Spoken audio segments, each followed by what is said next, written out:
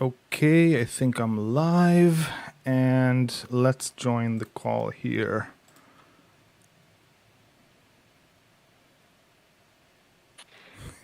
Hey,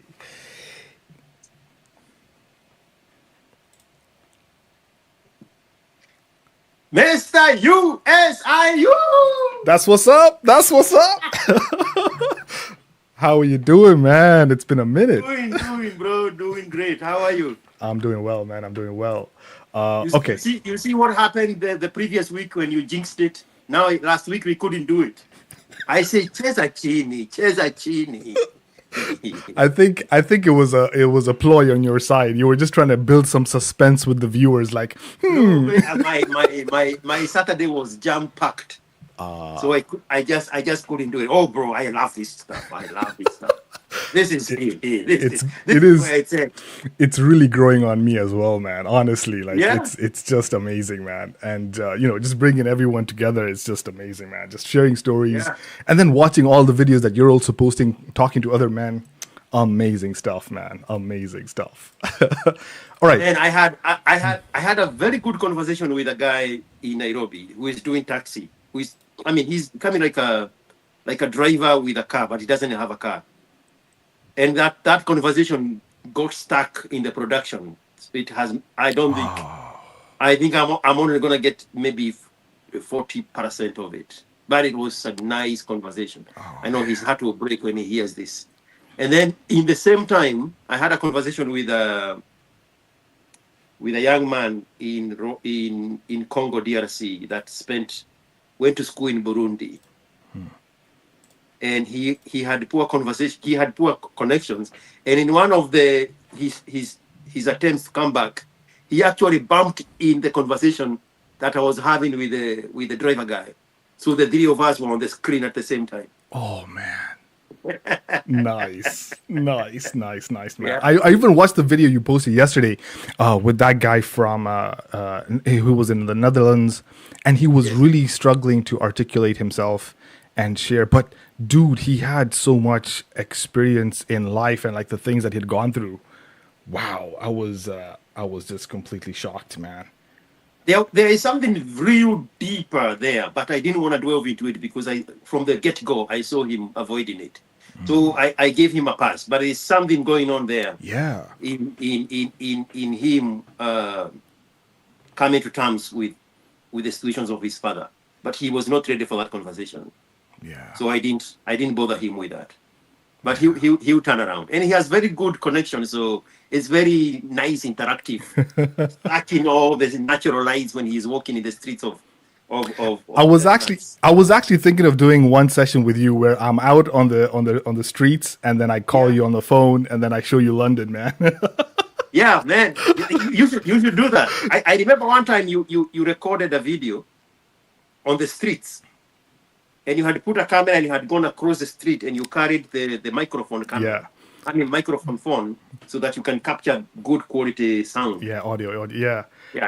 I'm just We should do that one of those on those busy streets of London with all the red colors and the black colors of the taxis and the double decker yes. buses. absolutely, man. Absolutely, man. It's a lot to capture. It's just a lot of information out there that we need to capture this, man, and share it with the world, man. Yeah. Crazy stuff, man. So, damn, it was just been a crazy week, man. This week has just been so hectic. And even last week we were hit with a massive heat wave, man. I think in a way, Again? yes, dude, temperatures are just crazy, yo. Like last week we hit I think here in London we hit temperatures of maybe 33, 34 degrees, man. And the problem is the humidity. The humidity levels with this, like 34 doesn't sound a lot, but when you add the humidity together with that temperature, it's almost unbearable, man. It's almost like you can't even breathe, So I understand it very well. That's what we deal with in Texas in summertime. yeah. Plus, I don't know, I read some article or news that there was some floods going on in Big around. Holy. Around where I am right now. Yeah, yeah. Oh man. There was even another one that was not reported that happened much later, maybe 6 days ago. It is Holy bad. man. The only upside is one of our lakes is going to fill up. It's been empty for almost a decade, Wow. so it's going to fill up from that. Man. Anyway. Anyway, man. So I just wanted to just share some stories with you, man. I was like, I wanted to know what you thought about them, because Yeah. they were just sitting in the back of my mind, and I haven't really shared these stories with a lot of people, very close friends, and that was about it basically. But I feel like these stories can help people who are watching learn something. And there was actually, speaking of learning something, there was something that you said. I think was it yesterday? Yesterday when you watched one of your videos and you talked about when men, yes, we're laughing at each other, but we're laughing at each other in the sense that we want to help each other. But if when women get together and they're talking and they have, like, let's say one woman's doing something that's not really that doesn't make logical sense, the other woman is going to be like, oh no, you're the queen, Yes. yeah. They egg each other on. Yes, yes. Yes. And it really got me thinking, like, wow, we really need to holy crap, we've got someone else on the call. Holy, what's going on here? This is your curveball for the weekend. So we Holy. here Malik. Do you want me to say your name? Yeah, sure. My face is already there. We have with us here Malik Rajab. Holy. What? Man, what's going on here, yo? You see what happens when you're in a good country? The network is perfect. Yeah. Man, this is amazing. Well, nice to meet you, man. Glad you could join. Glad you can join us, man. Marit, I brought in this guy here because he has been in the UK for 12 years. Is it 12 years or 14? Whoa. You, mister. Oh, you're talking about me? USIU. No, dude. How many years has it been? No, it's almost 8 years now. 8 If you years. count, yeah. So, But still a long time. Mr. USIU here is from Kenya, and he has been in the UK for 8 years. And when you text me about your issue, I thought, well, I was already planning to talk with this guy. Let me hear if he's gonna pick one or two things about life abroad. So take us where you want to take us. Oh yeah. So like you said, my name is Malik. I'm from Kenya, born and raised. I came to the Netherlands in 2023. As I said before, I came through a family EU visa, which means my girlfriend brought me here to the Netherlands. Before that, we had met while I was in school. I hope you can hear me clearly because there's okay. Yeah. Okay, good.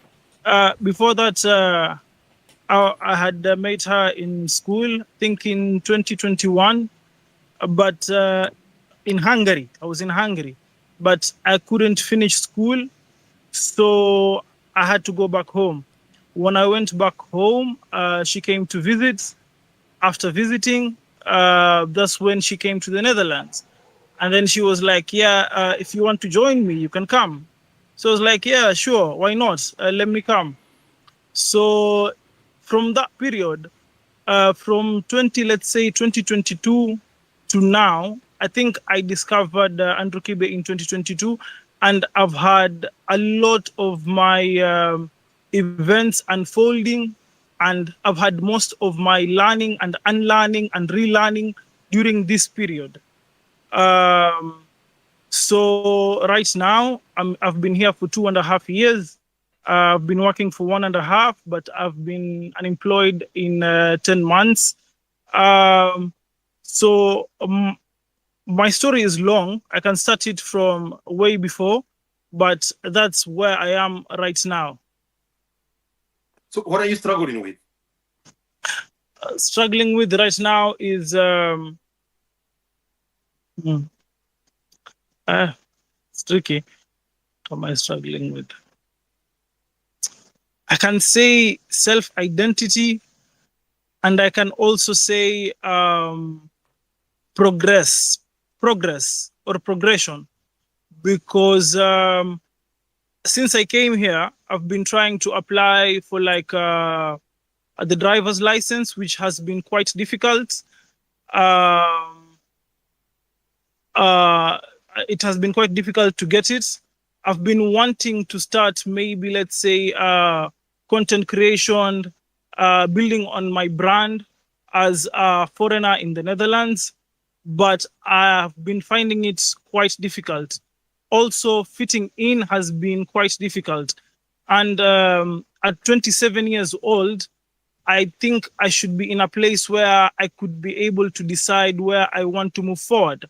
So it has reached a point where I am yet to decide whether I want to stay here to continue to push forward with, let's say, career-wise and social life, or to go back home, which I'm not really sure about what I'm going to do.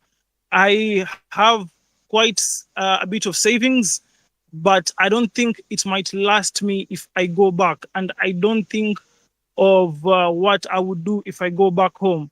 Right now, I have a family that is dependent on me. That is my family. That is my mother and my siblings. They are still dependent on me as of right now, and I don't know what would happen if I would choose to go back. There's also the fact that it's been 2.5 years. In 2.5 years' time, I would be able to qualify for naturalization, which means I'd be getting the passport, the citizenship, which is very good. But I don't know if I can hold on to that long. So the thing is, what's bothering me, it's been, I don't know if let's say I'm identifying with the like if I'm a hustler, or I'm lazy, or is it because of trauma that I am unable to decide if I want to go back home or if I want to stay here. So I've been looking at your videos for quite a while now, and there has been a consistent pattern. For example, the pattern with choosing a woman who is exactly like your mother. For example, the pattern in are you really lazy, or you think do you think you're hardworking, or you're just lazy? You know, there has been a pattern of what else, if I am to think about it, self-identity crisis, especially with the guys that are my age, from 23 all the way to 35. Repetition of mistakes. So if you can ask me questions, maybe I'd be able to more clarify into why I decided to make this call. And for a minute there, when you're looking at yourself on the screen, are you fully on the screen? I'm like on the corner down there. We see you from here down. We don't see the whole of you. No, I'm able to see. No. I'm able to see him completely, fully. I think it's just. Oh, you see the full of him. Okay, yeah. Okay. It will come out okay in production. Yeah. Okay. Disregard. Asim. Wait. That's a lot to take in one go, man. Dude. First off, you need to slow down. I know you have a lot of information you want to share with us. I'm glad you're on here. You're sharing. I'm just take it easy, man. Slow it down. Let's take one step at a time. Wow. Do you feel like where you are right now is in like other people are not looking up to where you are right now, like where you are right now, what you have accomplished, where, like you've moved out of, I'm assuming, Kenya, right? So yeah. Do you feel like people who are in Kenya are not looking up to you and wishing like, wow, this guy's in the Netherlands? And they're not like looking up to you and just like trying to emulate their life to be like yours, and you're talking about going back. Actually, it's the opposite. I do feel as if they are looking up to me from what I've been able to accomplish. The problem is I don't. What do you mean, like you don't? I don't feel that way. I don't feel as if I have accomplished much. I feel like I could do more with the position that I am in, or with the clarity that I have been able to achieve right now.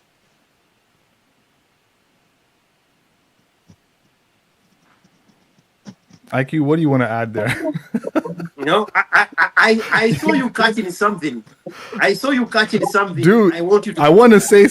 There's so many things I want to say, man. I saw you catch. I saw you catch something. Man, dude. Okay, let me just try and share a little bit about myself, and then maybe you can kind of relate, because I absolutely went through what you went through when I moved from Kenya.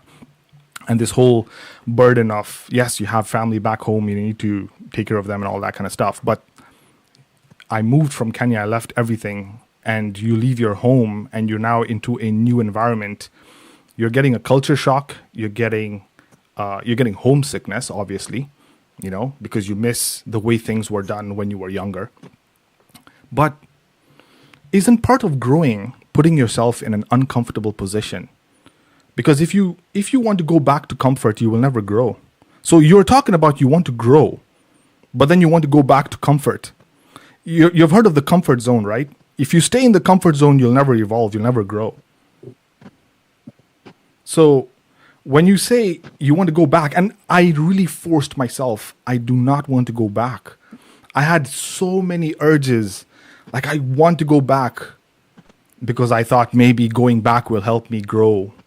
But going back in my mind was giving me the idea of, I'm going to go and be safe. I'm going to be around familiarity, around, what is it called? Comfort, basically. And when you're around comfort, you wouldn't push yourself. That's how I kind of saw it. And so I stopped myself. I had urges to go back, but when I went back for a visit. I think we just lost him there. He was having connection issues. Oh man. I could see him disappearing, but he'll come back. Yeah, on Chill Out Records. Yeah, but you caught it straight up. Yeah. That's exactly what it is. I don't know, man. I just feel like I saw you catch it. I saw you catch it. It's so fascinating, man. Like once you have the information and you can see things. Oh, welcome back, man. You just see certain things and you call it out. On my stream, I have Robert SFDC has joined. All right, welcome back, man. Yeah, so like I was saying, the thing that stands out for me from what you've just said, and you've said a lot of things, of course, we're going to break it all down, but from what the main things that really stood out for me, and it relates to me as well, is I had that urge to go back. What I did is I went back as a visit, not I didn't go back permanently. I don't know what the situation is on your side, and especially what you're doing in terms of your career. But for my situation, what had happened was I saw a lot of opportunities here in the UK, and I'm pretty sure even in the US there are a lot of. I mean, first world countries have a lot of opportunities. I'm not saying Kenya doesn't. There are opportunities there. If you have the formula to make money, then go and do it. But from what I'm hearing from your side, it sounds like you want to go and be next to mama.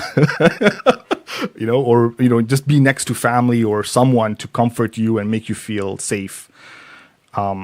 Personally, you wouldn't grow, man. When I think about all the hardships that family or friends have put me through, I thank them because they made me stronger. What doesn't kill you makes you stronger. So that's how I'd see it. IQ, what do you want to say there? Do you still do, can you still hear us? I think the connection's a little Yes, bit. I can. Okay. But the connection is Yeah, if you can just put your phone on do not disturb, like do not disturb, so that phone calls do not interrupt your conversation. It's done. Yeah. So yeah, I assume I saw you catching it. He wants to go back to comfort. And let me say something to preempt everything. I like this demographic. I like this 25 to 34. They are totally different kind of breed than the 19 to 25, yeah, to 24. 25 to 34 is my demographic. Because they have tried something, they have failed. Now reality has settled in. These Dwanzis, the 19 to 24, they don't know anything yet. Because they graduated, now they are on the top of the food chain. They have not realized that they are now at the bottom of the food chain. And you have to work yourself up from the bottom. So if you look at most of my conversations that go very well, it's this demographic, 25 to 34. You saw the guy from Ghana, he's 23.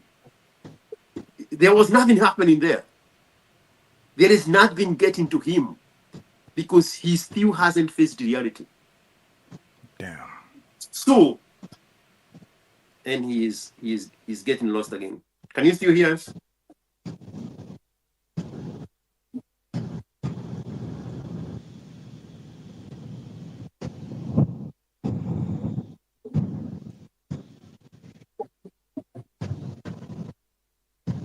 Is this the best connection you have?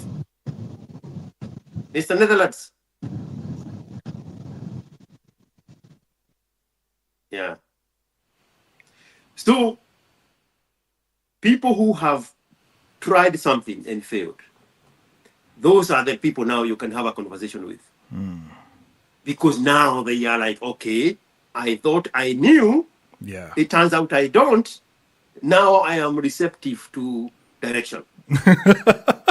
There's actually a graph that depicts this. I don't know where I saw it, but Yeah. it's a weird graph where in the beginning it's like you feel like you know everything, and then the reality hits you, and then it goes down because you're like, okay, I need to learn. There's a lot I need to go and learn, and then it starts climbing up. Most of the times I've interacted with people at the beginning of that peak where they think they know so much. Nothing. Nothing. The lucky ones, they mature quicker and they force themselves into the 25, 34 category. Those ones are the ones that succeed. And they avoid so many disruptors. Yeah. Rajad, can you go somewhere in a cafe and just settle down? Yeah. Yes. Go somewhere where there is good connection and settle down, and then just put the phone in one place so that we can talk. Okay. Yeah. Robert SFDC saying Mr. Netherlands is having a puny connection. He can try switching from Wi-Fi to data. I think he is on data. Yeah, he's on data now, which is why he's walking around. So if you settle somewhere in a cafe. Yeah. So do you have headphones?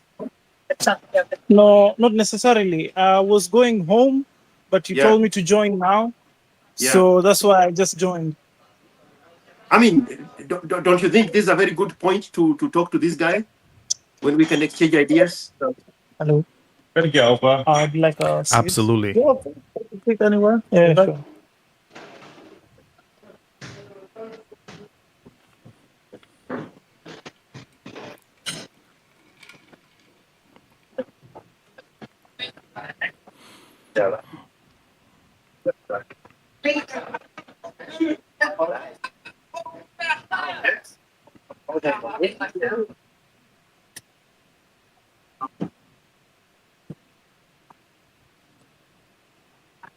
Dude, are you looking for a place to sit down, or are you just gonna? He's working on it. All right, all right, all right. Okay, moment. Oh, it's done. Nice. I hope you can hear me quite well now. Yeah. Yeah. Can you hear me well? And you are using data? Yes, I am using data. Are you on Unless Vodafone? I get the cafe's Wi-Fi password. I'm on what's the name of this? I think KPN. It's a Dutch telecom. Yeah, I think maybe because you're moving around, it might be switching from 3G to 4G or something like that. Yeah. If you stay still, it's gonna be okay. Yeah, just sit in one place, you should be fine. Yeah. Okay.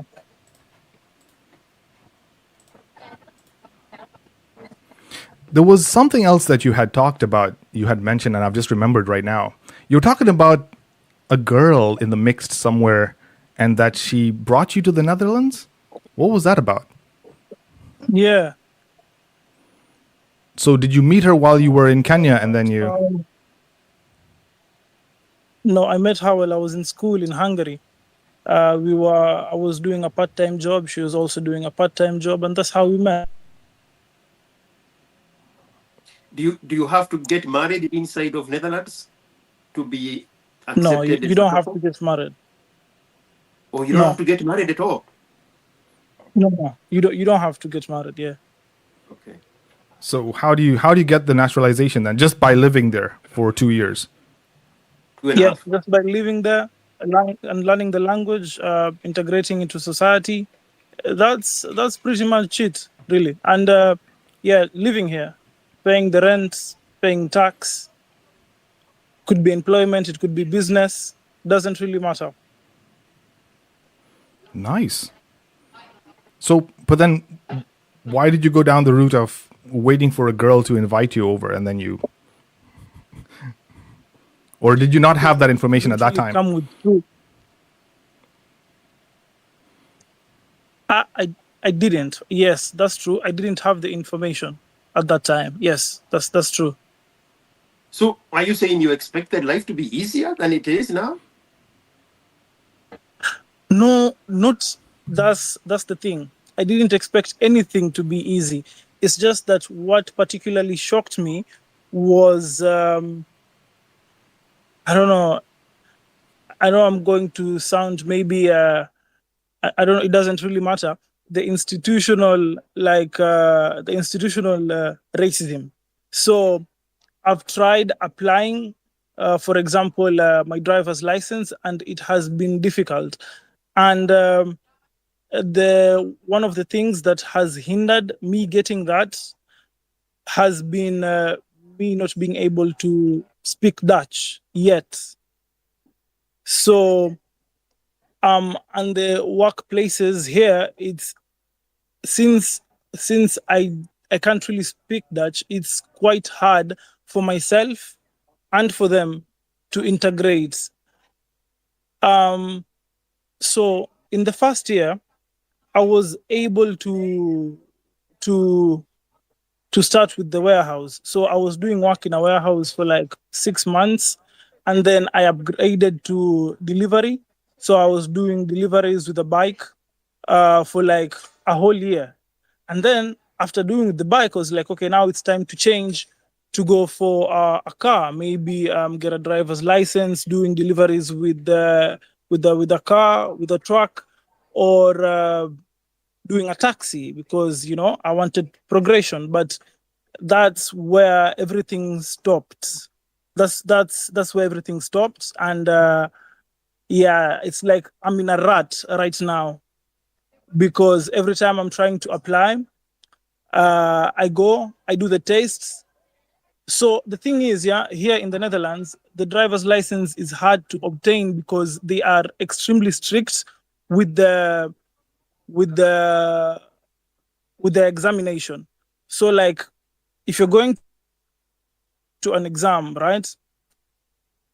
first of all, one of the rules that they have is that there must be a 49% fail. I think it's 50 or 49, I'm not sure. So from the moment you walk in, it's either depending with mood or depending with the attitude of the examiner that you'll get, it's either you pass or it's either you fail.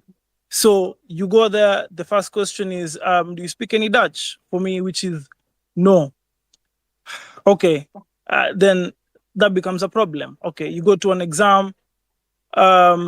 If you do one mistake, the exam is done. It's not like with my peers. I have peers in the UK, I have peers in the US. It's much easier for them. They go there in 1 month, they have the driver's license. Here, it's not like that because they treat it as a career. So if you have a driver's license, you can proceed to either trucking or you can proceed to either being a taxi driver or a personal driver. So it's a career. So they treat it very seriously. And I was okay with that until like now I met the actual like, you know, this is it. Either you fail or you pass. So I've been trying it the first time, the second time, it hasn't worked out. So when I came here, my purpose was not actually to stay. It was to accumulate some money, go back home, start a business, and continue to do what I was doing. I came, I worked, and as I continue to stay here, I realized like, yeah, this is a great country. Like you work, you get paid, like it's nice. So my dreams or my goals started changing. So I wanted to stay here, I wanted to work here, and then I wanted to get the permanent residency, and I wanted for the naturalization. But last year, that was in 2024 November, when I couldn't really get my driver's license, I started thinking to myself, so all the money that I had spent from working, I had spent in getting the driver's license. So from the first month, I was invested in getting the driver's license. And it's quite expensive because one lesson can cost up to a minimum of 60 euros a lesson. So all the money that I spent until 2024 in November, I completed it. I finished it in trying to acquire the driver's license. So from then on, I tried to save all the money that I can, so that if anything happens, I could go back home safely, like without any, not going back home with the zero money. That I didn't want to do that. So that's basically where I am right now. So yeah, you can maybe ask questions. Between Hungary and Netherlands, did you go back to Kenya? Yes. How long? In 2022. How long? 1 year. 1 year. What were you doing in Kenya? What was I doing in Kenya? I wasn't really doing much. Okay. I wasn't doing. If I'll be honest. I wasn't doing much. So, what is this thing you want to go back to in so much hurry now that you're in the Netherlands? You are even planning. The thing is, I don't want to go back to Kenya. If things don't work, I'm going to go back to Kenya to do what? What is it you want to go back to Kenya to do? So the thing is, I don't. It's not Kenya that I'm planning to go to. So what I've been doing since 2023 to 2025, I've been traveling. I've been traveling a lot, and I realized like in the whole of Africa, there's very little content travel creators, and that's basically what I wanted to start. To do, and also there's. You are not a content creator. As laughed. Oh man, dude. You are not a content creator.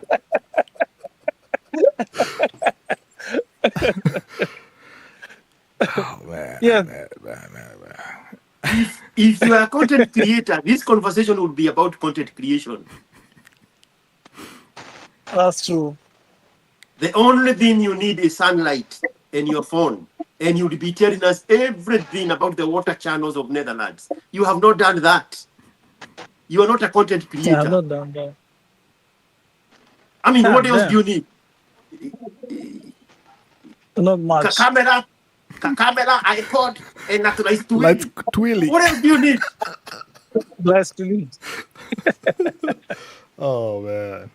You are not a content creator. You're looking for an excuse. You're looking for a reason to fail. The moment I asked you, what is it you are doing in Kenya that you want to so much in a hurry go to? You ran away from Kenya. Oh, no, it's not Kenya. I want to go to Africa. Which Africa?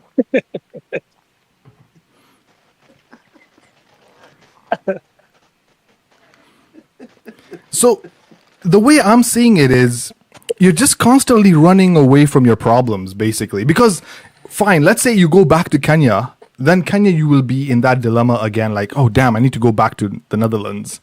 We just agreed there was nothing he was doing in Kenya. Between Hungary and Australia and Netherlands, he was in Kenya for a year. I asked him what he was doing. He did not have one sentence. There is nothing there. He just wants a reason to fail. You said before that you traveled around Africa. Show me your Wodemaya YouTube channel that you traveled around Africa beating Wodemaya in content creation around Africa. Is there such a channel? No. Do you know who Wodemaya is? I do. Do you have a similar Wodemaya channel on YouTube of traveling, of having traveled to Africa? No. Okay, so let's talk about the real things. I don't. Let's talk about the real things.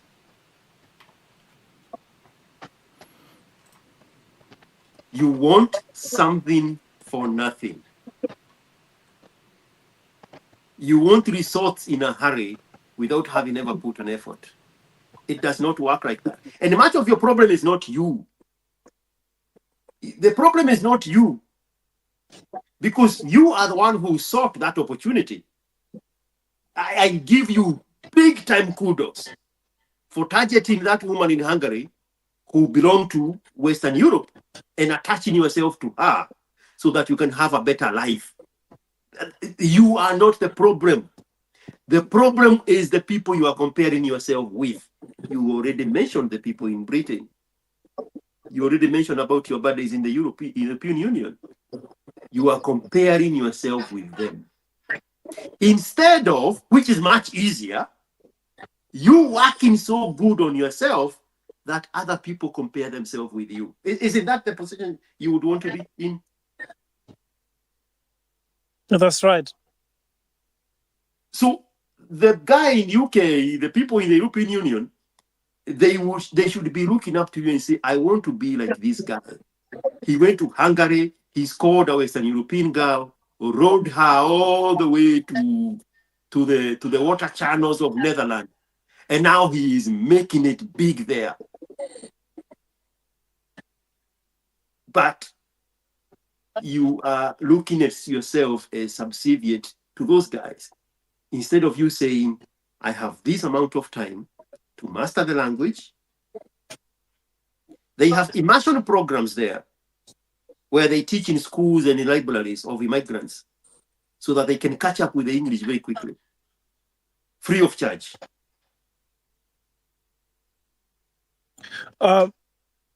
So the free of charge is for the, what are they called? Asylum seekers. But for an immigrant, it's not free of charge. Does your girlfriend speak the language, the Dutch? No, she doesn't. Where is she from? Hungary. She's not Dutch? She's not Dutch. So how did the both of you end up in Netherlands? She came first, she saw the place, and she was like, yeah, this place is cool. We can definitely stay here. I was like, yeah, sure. Let me come. And then, is she still there? Yeah, she is. She is still here. Do you think she is still here? She's still with me. Do you think if I talk to her, she would give me a half full story of how difficult life is in the Netherlands? Do you think that would be her story? That that's the thing.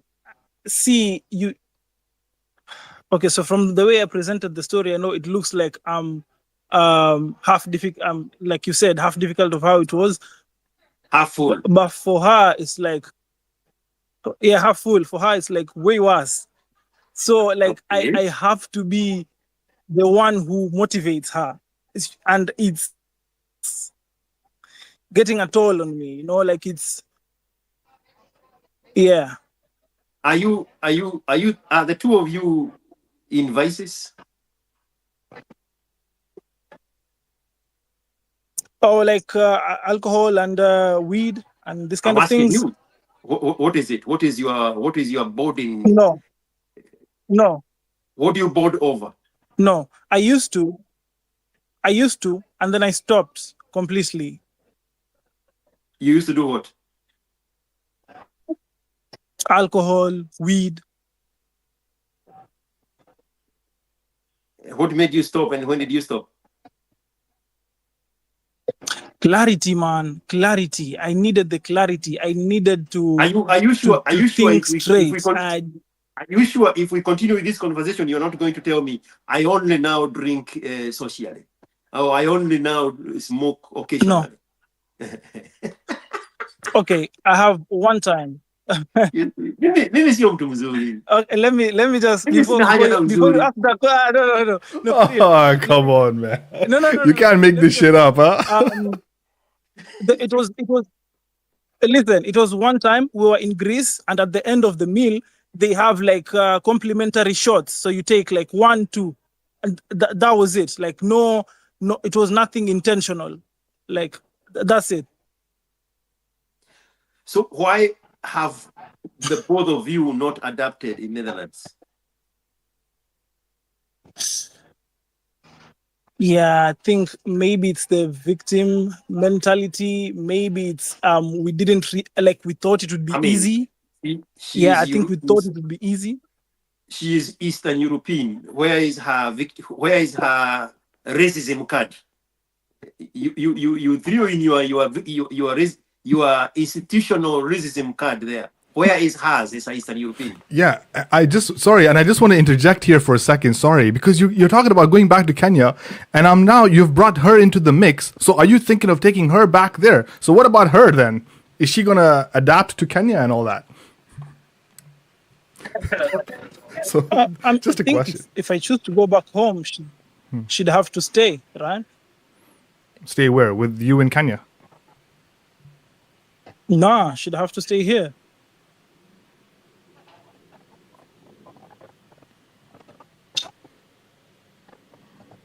Okay, I'm going to ask you a question and you give me just a one straight answer.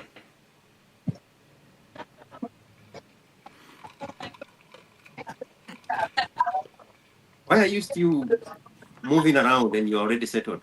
The network is still very new. Do you want to get the cafe's Wi-Fi? Yeah, let me ask. I don't see anybody, but let me ask for the Wi-Fi. Just exit, go get the Wi-Fi and come back home. Okay, sure. Bro, how the fuck have men become so directionless like this? Comparison. If we eliminated IG, if we eliminated WhatsApp updates, life would be just perfect. Yeah, because we would. Yeah, and I take a picture of 3 Mercedes Benzes parked next to each other. What do you think that picture is going to do to somebody else?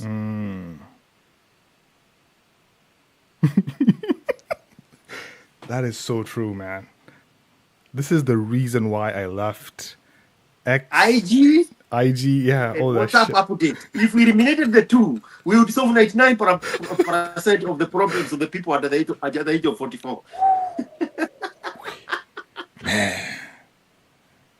Man. comparison is the thief of joy. And now we know it's not just killing the joy, it's even stealing the motivation, it's stealing the drive, it's stealing the tenacity, it's stealing the effort, it's stealing kujituma. You are like, okay, what is the use of trying? Yeah. These guys out here, they have been telling me in the UK they are doing so well. Yeah. And there's also another aspect to it. Are you doing it for other people or are you doing it for yourself? That's the problem.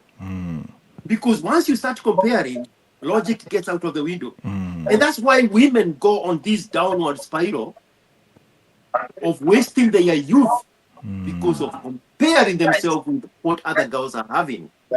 Damn. Wait, shit. You see, you got the Wi-Fi. Yes. Dude, I can even that's see so the much. little scar on your forehead. Yeah, it's so much clearer now. Yeah. Yeah. So I'm going to ask you one question and you give me just one response, just one less than 3 words response. What do you want out of life? Success, freedom, Okay. power.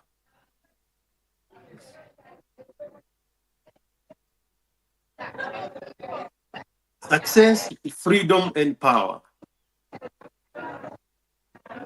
You know, men are not born with those things. And men are not guaranteed those things.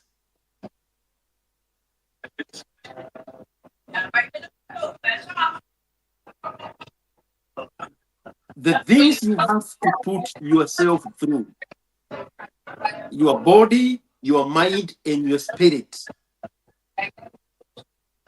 to get success, to be free, and to have power.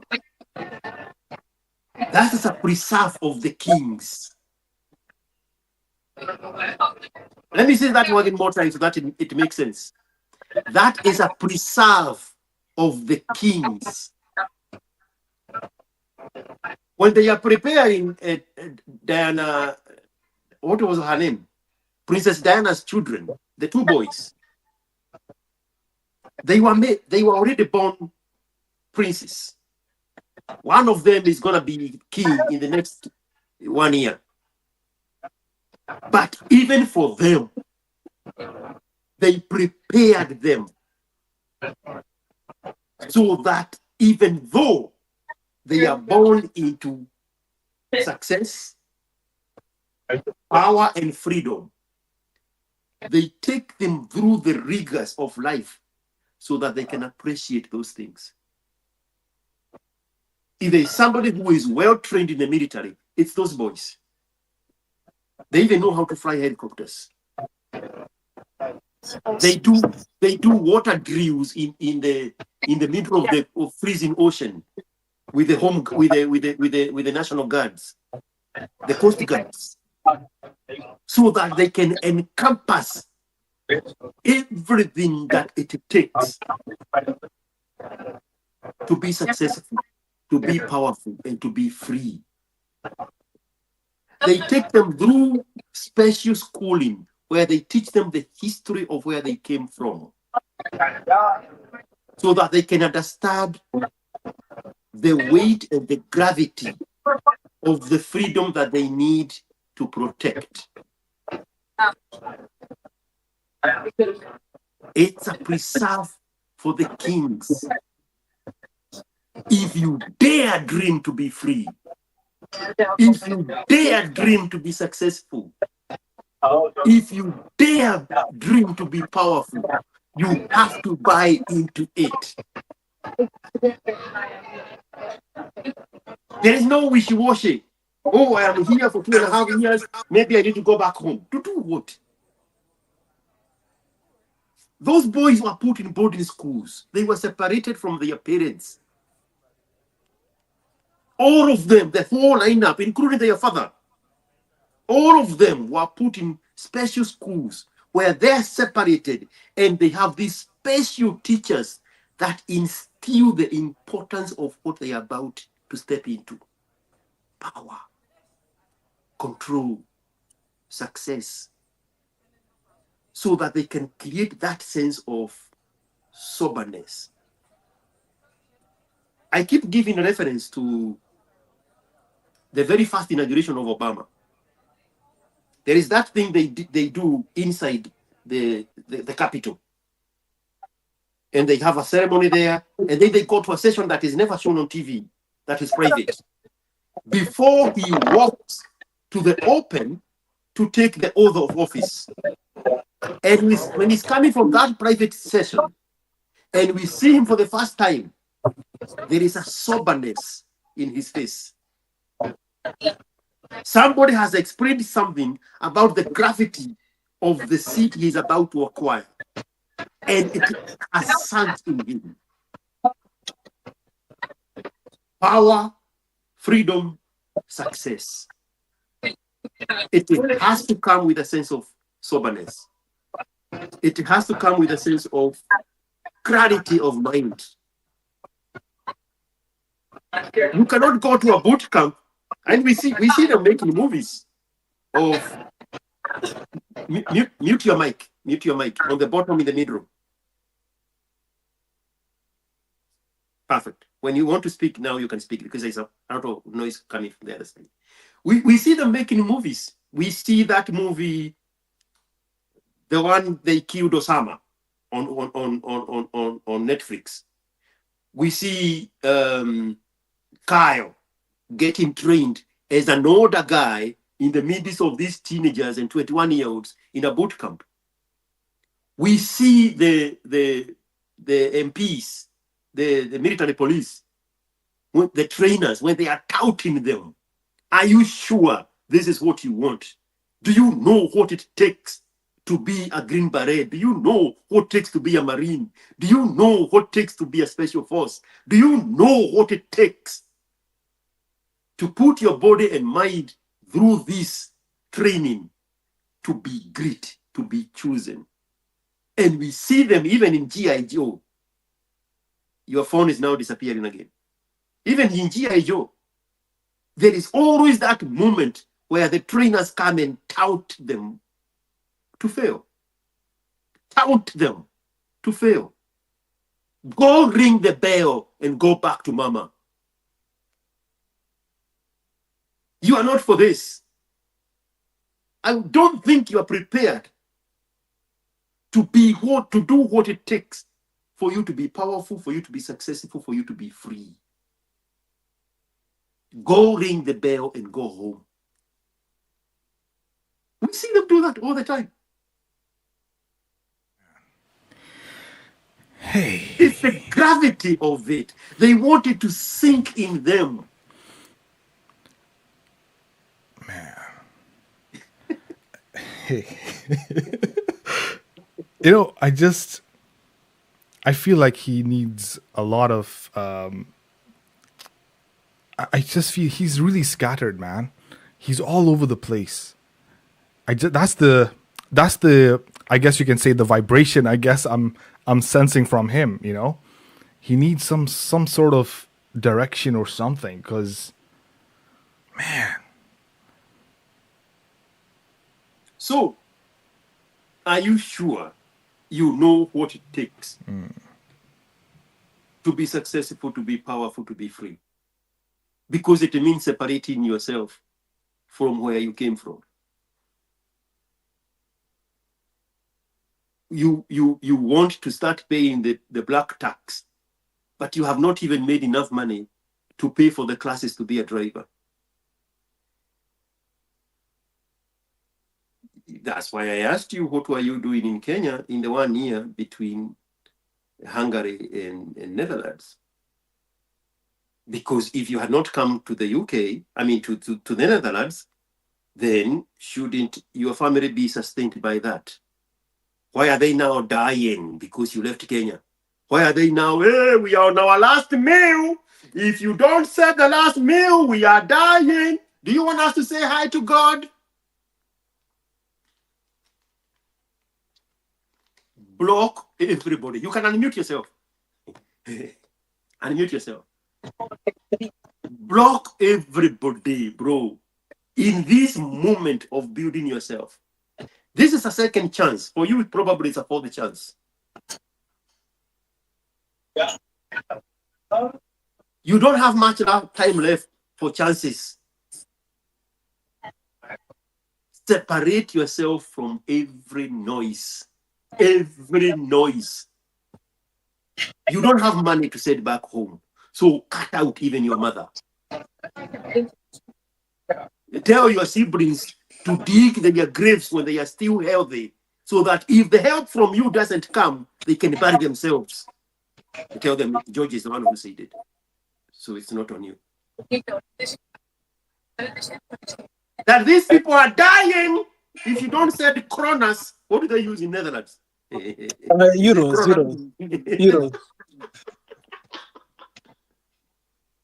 Tell them while you still have a meal left, dig your grave. When you are dying, just drop in the grave. The villagers will bury you. But I'm not sending you any money.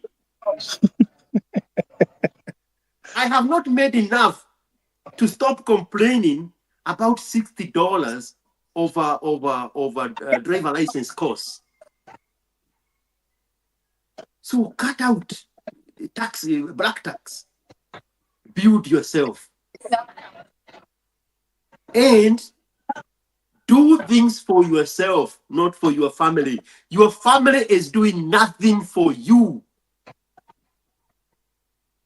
There is nobody out there in Africa saying, I'm going to skip a meal and find out how I can transfer the Kenya shillings into euros and send it to my brother. Maybe he's suffering, it's cold, I hear it's winter. Let me send him a blanket. Nobody. Nobody. Tell them to dig their own graves and bury themselves in it. If your money is the one that's going to keep them alive, tell them George is the one who said it, so that when they die, don't go report you to their God. I'll deal with my God when I get there.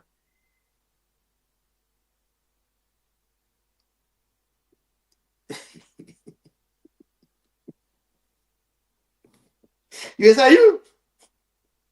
Man, facts, man. You know, it just reminds me of the times, even when I moved here initially, yeah, I had that burden of, I need to help family back home. You know, looking back, I have never received a single shilling. There has never been an in, you know, like the way you have, when you look at your bank statement, right? You just see out. There's no in. Never ace. Yeah. They are never ace. Nobody bothers to even ask you, are you comfortable where you are? Yeah. What do you do in the winter? Are you staying warm? Nobody. Yeah. I saw a skit. I saw a skit of, there is this Kikuyu woman who has a little girl, maybe she's 9 or 10. And she was doing an imitation of, she just came to America and she's calling the mother back home. Hey, mom, I got home. I got in America safely. And the mother on the other side is saying, hey, you need to find yourself a job. She's imitating the accent of the mother. The mother is a Kikuyu. You know, your father is so old now. You need to think about buying him a car. Buy him a Suzuki. And your brothers, they need money for school fees. Yeah. She just came in yesterday. Yeah.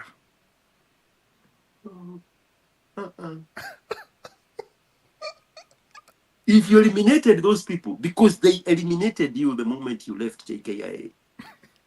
Ama uniambie kuna mtu Kenya na kutumia euros UK. Tutakuigiza kwa Guinness Book of Records. Sahi. Yeah, I'm actually yet to find someone like that who has ever experienced that. Oh, man. I was telling the guy from Taiwan, I wish I had this information 20 years ago. Everybody out. Yeah. Build myself. Yeah. You've been there 2.5 years without papers. Let's just call it without papers. Yes. I stayed here 11 years without papers. I never at one point thought of going back. That is one thing I was very clear about. Nice. I will do whatever it takes, short of marrying a black nigger woman. Short of that, I'll do whatever it takes. I was like, marry a nigger woman or die. Okay, give me death. Make it quick. But anything else I was willing to do. Man.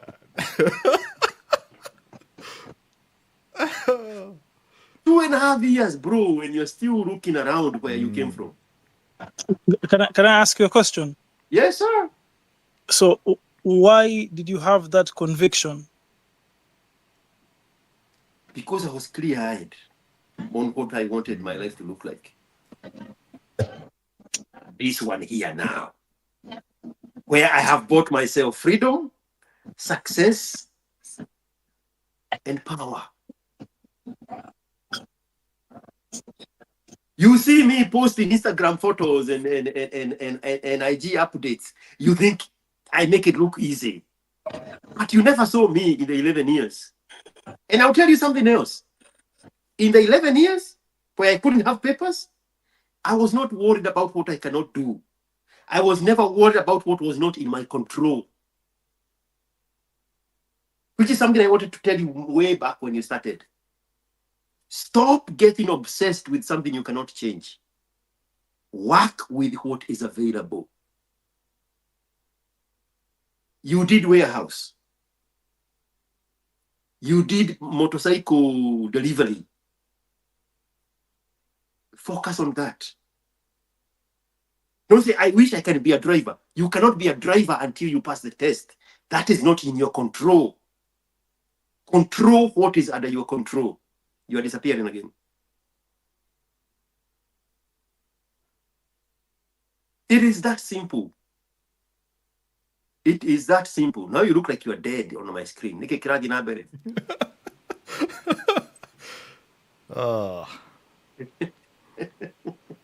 I thought the internet connections would be good in Netherlands. I don't know what he's using. Probably. I mean, it was perfect for the other guy who was walking. Yeah. If you can hear me, just log off and come back on.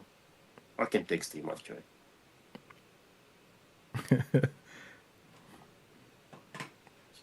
You froze on the screen. Or he disappeared. Or he could hear me. Bro, you have no idea how many people need this information. Yeah. When they leave Kenya, what to do.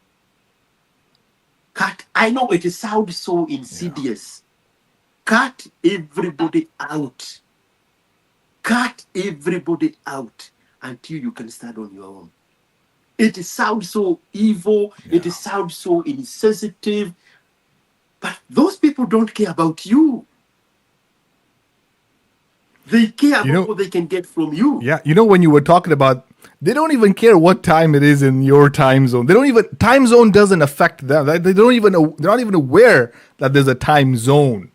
They'll just call you, and it's probably 3 a.m. over here. and you notice how all of us accommodate that misbehavior, accommodate that insensitivity when it's coming from them. But they turn off their phones at 9 p.m. You cannot reach them at midnight. All of them. You cannot reach any one of those people. The guy who called you at 3 a.m., you cannot reach him at 11 p.m. And we all accommodate that. Somebody woke me up not too long ago at 3 a.m. to borrow me 50K. 3 a.m.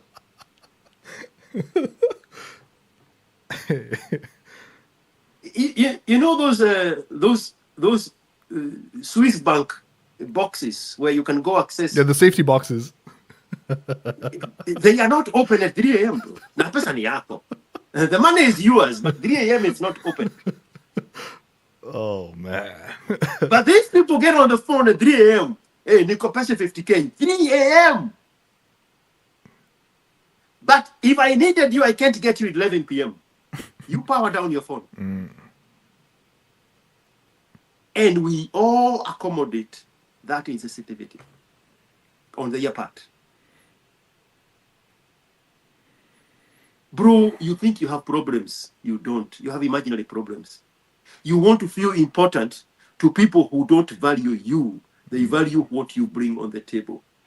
They sent you to be their slave. They didn't tell you that. I'm the one telling it. Mimi ni mbaya. That one hit hard. They don't look up to you. They look down on you. They sent you to be their slave. Do you think they value you as a slave? No. They value your output. So you are here all divided 7 times over, worrying about people who you should not be worrying about, instead of saying, okay, so the things I can control is working in a warehouse. The things I can control is being a delivery guy. Let me become the best delivery guy the world has ever seen. And then you make bank. You make bank. Make bank. You steal time. You go to these social places and you get immersed into the language. You try until you make it. Then you do the test. Then you pass the test. Then you present yourself to the driver license office. Then once you have the language, then there is no you seeing victimhood and institutional racism. Because now you have the language. You pass. Now the license opens you up to more opportunities. Then you can unblock your mother and say, Mother, are you still alive? Yes, okay. What problems of yours can I solve? But you cannot do those things when you're at the bottom. This guy is not in a good connection. Yeah. He's disappearing again. Man. Hey. And then the other thing that he was mentioning now, the whole relationship story, like, what's the story there? Like, this whole dynamic of, like, how he met this girl, then the girl went to the Netherlands. It's like, wow. I don't understand. I don't understand the concept of, and you tell me, because me, I hear a lot of things. He went there on a family visa because he was girlfriend to this girl, but the girl is not Dutch. Yeah. How is he getting the benefits of a fellow immigrant in a foreign country? Yeah, it's not. It just doesn't make sense. The man is not my thing.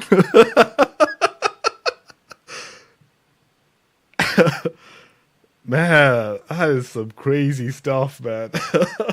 But I would rather spend time with somebody like this. Yes.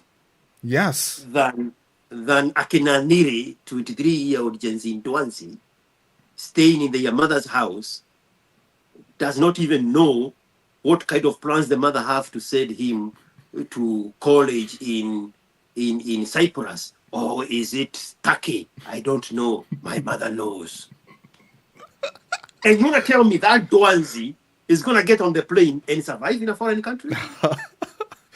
Nah. With that mindset? So I would rather spend a lot of time with somebody like this, because all they need is just shine the flashlight on the right direction. Yeah. Because he's already had the failures. You can see it even from the way he talks. Like, he has been through a lot. So yes, they are the best people to talk to, because now reality has settled in. So, Mister, there is a lot of sacrifice that goes into money, power, and success, and not the Masonic sacrifice. That one is not going to get you that.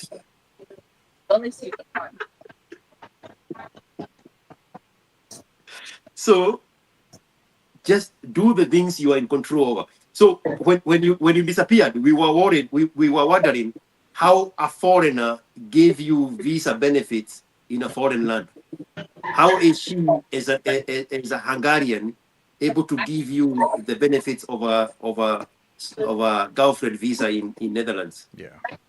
Yeah, it's called family verification under EU law. So I'm not necessarily under the Netherlands law. We are under the EU law. So the EU law allows me and her to stay here. Simply by you fucking her?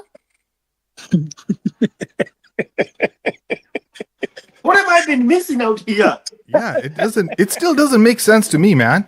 It still doesn't make sense to me. I haven't heard of anything like that, man. Doesn't make Just Google sense. it. Just Google verification of EU law, like family under verification of EU law. It's there. It's in Google. So so she was already there. She invited you, and all you had to go and prove. Do they give you a bed where you fuck, and then you say, "Okay, now you're girlfriends. Now you can stay." No. So like the proof was, have you been in a relationship before?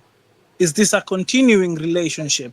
So if it's a continuing relationship, like you can come. That's it. So since I was with her for like 1 year, that's proof enough for them. So the proof that they needed was texts, pictures together, holidays together, and I think that was basically it. Okay, so you are benefiting on the fact that she is a EU citizen. EU citizen, yes. right, but you guys are registered partners, according to what I'm reading here.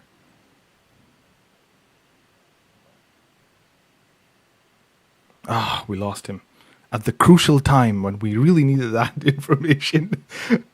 Because I'm reading it here, it's saying, in the context of EU law, family is defined broadly primarily for the purpose of family reunification. The concept includes the spouse or registered partner of an EU citizen, direct descendants under 21 or dependent, and dependent direct relatives and all that kind of stuff. But so just a quick question. Are you registered partner with her then? No, you don't have to be.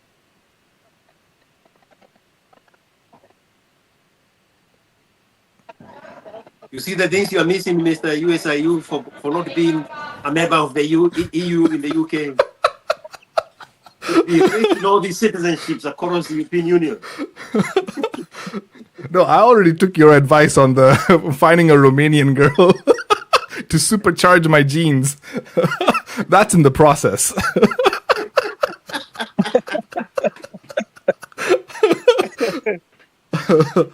Interesting. Okay, I didn't know that. So you said something about 2.5 years before you qualify for, let's call it green card. Yes. But you're already there almost 2.5 years. Yes. So the hindrance is still the language. It's 5. It's 5. So I'm here 2.5, remaining 2.5. Ah, that's what you meant. Yes. So why are you not putting enough effort in learning the language? Man, I think it's just laziness. I think deep inside me, I'm resentful for the fact that I'm here. I know it doesn't make any sense, but I don't understand it. I don't understand why I haven't been able, why I haven't done it. Why I haven't. And the thing is, I know I can do it. Like, I know in 6 months' time, I can. Oh, yes, I just remembered. I think the driving license thing really demoralized me, and it made me question if I want to stay here. Yes, I think that's what really demoralized me, because I know I can do it. Under 6 months, I can just lock in, study the language, and be very good at it. I know that. If I may interject here for a second, so that we're just all on the same page, what's your definition of "I've made it"? Like, when you say "I want to be there," that I've made it. Yeah. Like, can you define, like, what? Can you try and, like, put it into words? Can you repeat that question, please? So you were talking about you want to go and do the whole driving test, you want to do the whole whatever certifications that you need to do so that you can do your job in the warehouse, whatever. So that you can make it. So I didn't understand, what is your definition. I want to understand what's your definition of I have made it. In the Netherlands, it's just an easier life. I realized, like, yeah, in the first year it was very hard, and then it was in the second year it was a little bit hard, but it's manageable. So the more progression that I make, for example, if I learn the language, the easier it is for me to stay here. The more certifications that I have, it becomes easier and easier and easier until I integrate completely. So for me in the Netherlands, that's making it, because if I do those things and end up getting the, let's say, the naturalization, the citizenship, the green card, I mean, like, the opportunities are endless. Like, that's making it. So if you've already defined the steps of what you need to do to make it, so then what stop? I'm still like, the steps, what you need to do to get to where you need to be.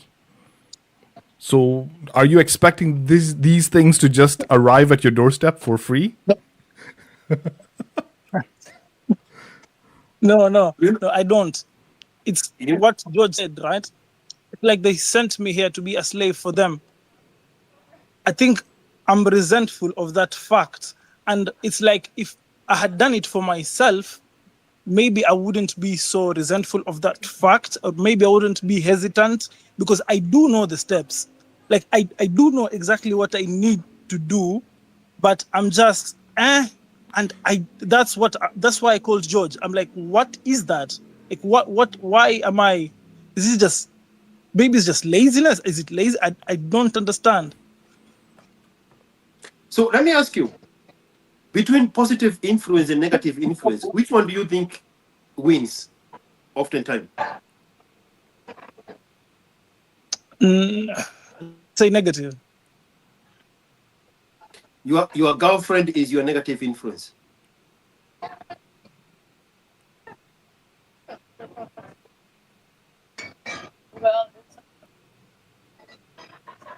And I know the reason you are thinking about it, you don't want to say something, is because there is the catch-22, that you need her to stay there, you need to get rid of her to succeed there, and yet you cannot get rid of her.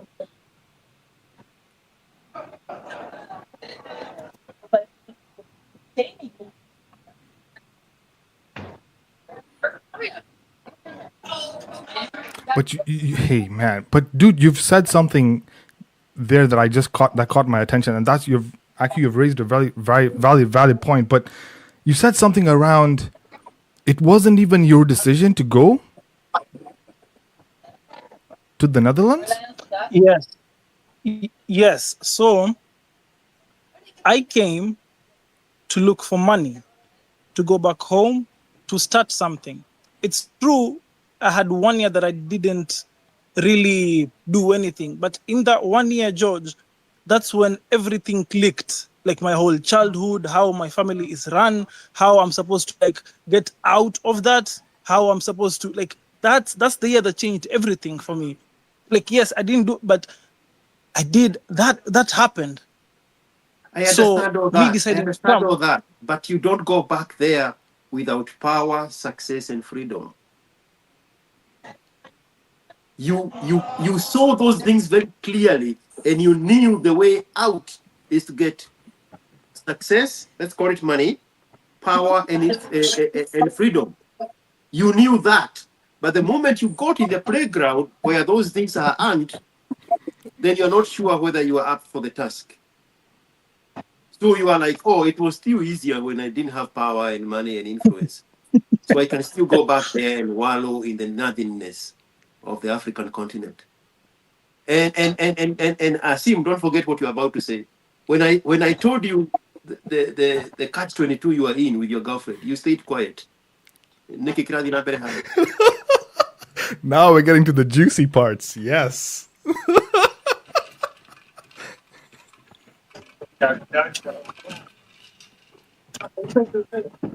Yeah, I did stay quiet because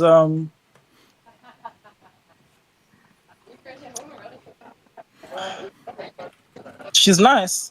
She's very nice.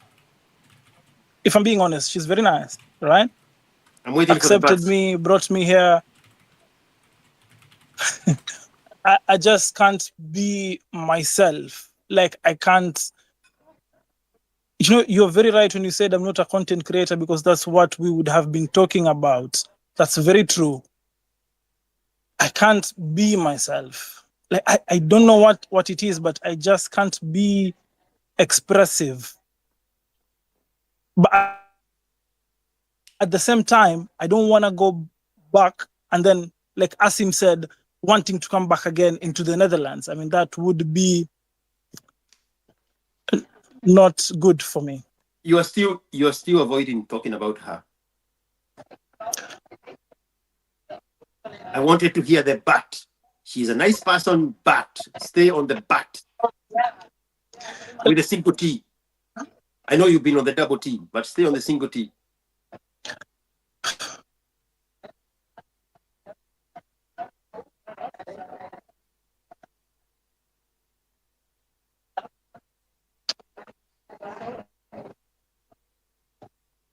I don't know what to say. Like you said.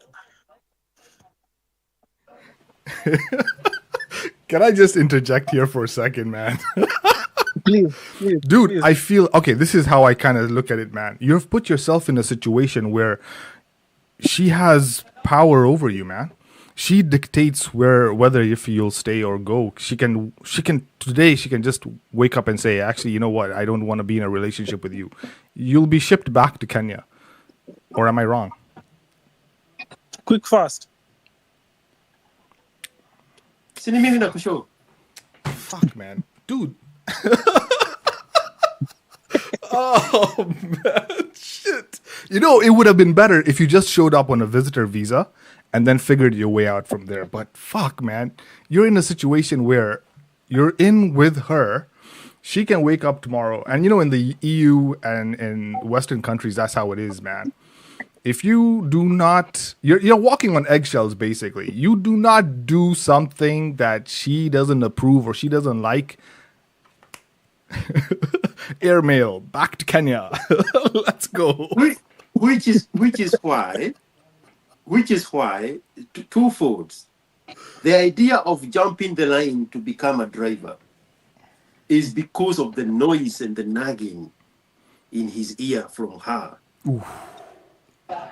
Telling him how he's not motivated, how he's not man enough, all the other people are doing this and they are succeeding. You should be a driver by now. You should have learned the language by now. And also now that aspect of a driver is also his escape plan. He sees, if I can become a driver, I can work for 18 months, I can rake in and I can escape this woman. That's where his problem is. Damn. So he is like, show me a shortcut to get rid of this woman. Show me a shortcut to make it, which is what you caught when you said what you call making it, so that I can buy freedom from this woman. The freedom he's talking about is from the woman. Yeah. Si ako hapa, si umuulize. Oh, man. Bro. You should have got your uncle. Mimi sio mzuri. Oh, man. Come on. He wants man. to buy freedom from this woman. That's why I asked him, what do you think is more effective? Positive influence or negative influence? Obviously, negative influence. That is his, what do you call it? Stockholm syndrome. He has been captured in the home front by the prison warden. Oh, shit, man. Oh, come on, man. Come on, bro.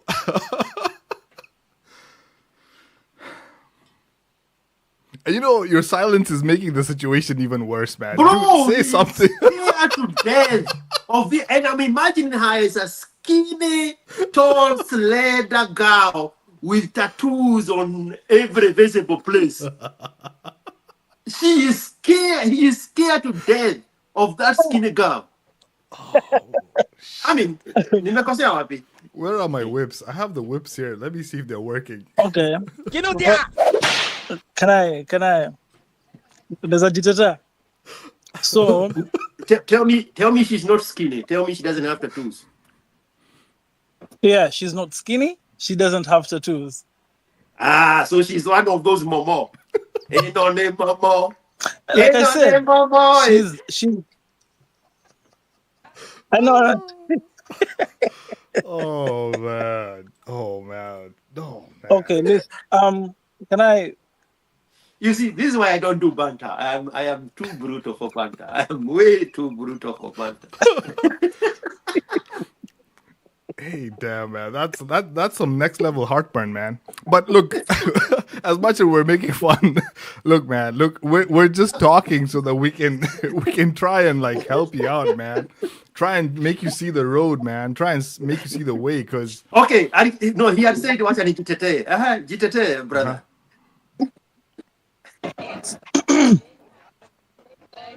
Okay, she's not the type to. Actually, she is. She can be a lot nagging. It's one of the influences where I didn't want to learn the language, but because see her, for example, I can have a very bad day at work. When I'm saying bad day, like it's cold, it's winter, it's rainy, I have to deliver.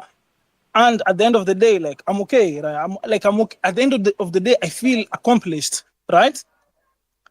And then I go home. She's had the same day. Let's say she was out there working, delivering. But then she will come and complain about it. Whereas for me, I felt accomplished. So it's like it's not we're not really on the same frequency, I can say.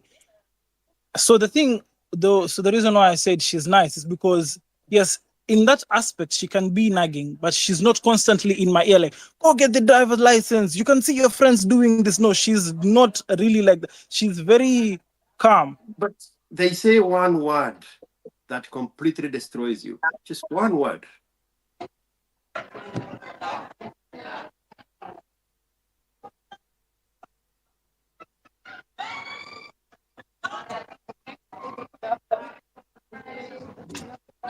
Yeah, there goes the silence. No, because I am just what is it called? Introspecting what you're saying, because it's usually true. They don't really have to talk that much, but when she says something, it's like, man, you didn't really had to say that, you didn't really have to say that. And then what's the other thing? The other thing is that I have been able, when you're talking about blocking, I have been able to do that. I've been able to do that with most of my friends, most of the situationships I've had, and this is the only partner that I have remained with. So I didn't really want to talk about her. Yes, she has a part of influence, but mainly because I wanted to be me. Like I wanted to be, I should do this. I should be able to do that. Like, because if I continue to say that, oh, maybe she's the one that's affecting me, like I feel I don't want to continually say like she's the one that's affecting me, because in the end it will. And I don't want to be that, like an excuse man, like, she's like, I can walk away.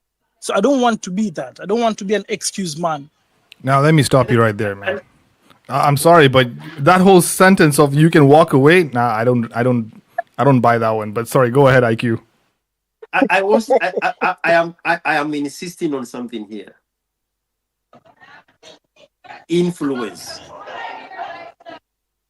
In an alternative world, the two of you could sit together and say, this is the predicament we are dealt with.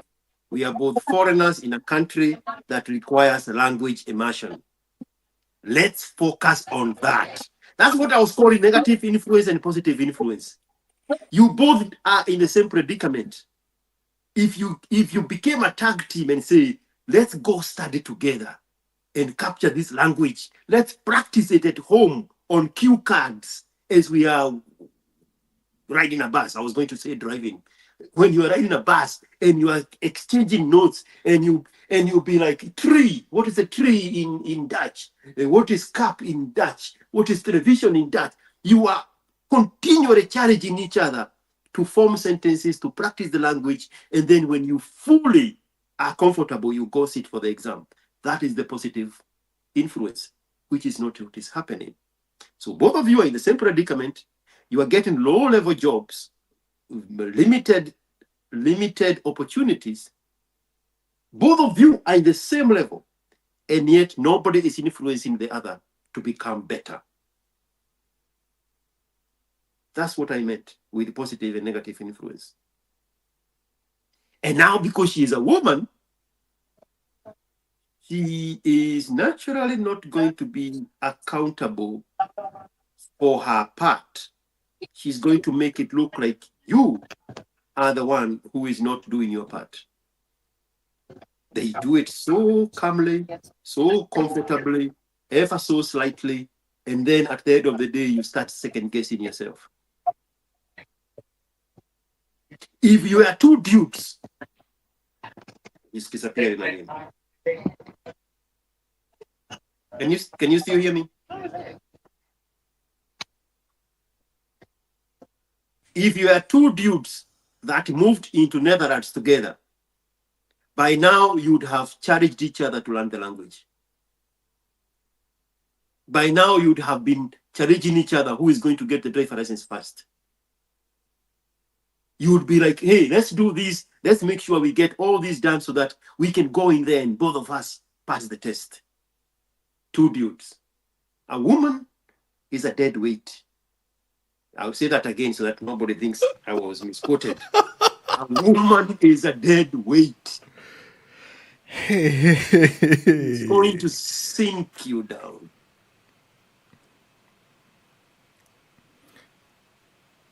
Damn. What did you hear last? I can hear you. Unmute yourself. What I had last was, since she's a woman, she can do that so comfortably, like I wouldn't even notice. If you had moved to the Netherlands with a dude, a guy you know from Kenya, and you combined and you say, let's go look for better life in Netherlands. By now, you would have challenged each other to learn the language. You would be doing it with the aim of passing the test. You would make sure that you put yourself ready for both of you to go there and get the driver license on the same day. If you are two dudes, a woman is a dead weight. You have to swim and carry her weight at the same time. She's not motivating you to do the language. She needs the language herself, but she's not motivating you to do it. You are doing the very low level entry level jobs. You know, at the end of this, how old is she? 29. I'm 27. She's older than you.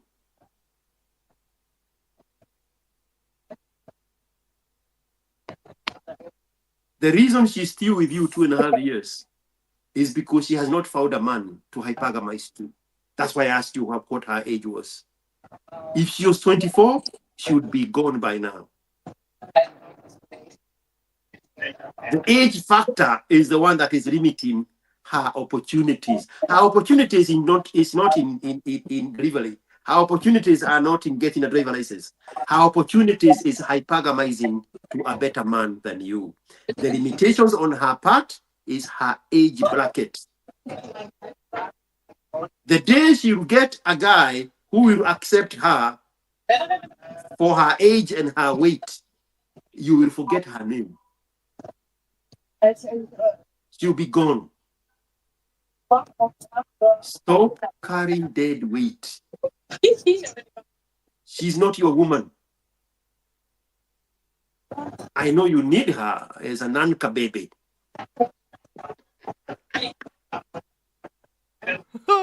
Oh man. Yo. Yeah, I just feel like he is in a very crazy predicament right now. Yeah, the catch-22 is because he needs her for the papers. Yeah.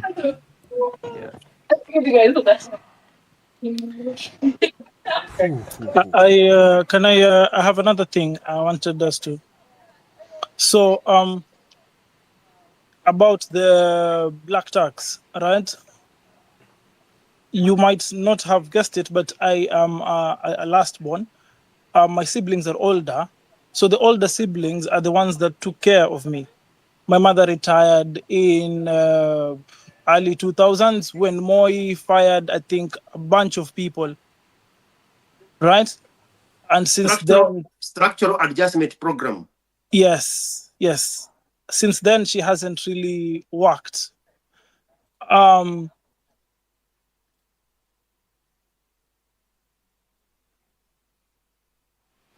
We lost We him lost again. you. We lost you again. And I know where this is going. Just drop and come back. We cannot hear you. He's reconnecting. It's not going to connect him until he comes back.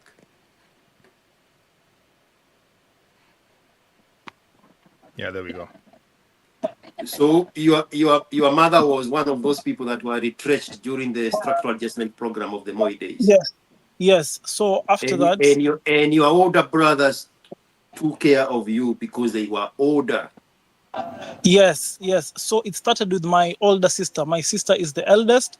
She took care of us. Since that time, my sister has been working. I think she worked 10 years in Dubai. My brother, same thing, 10 years in Qatar.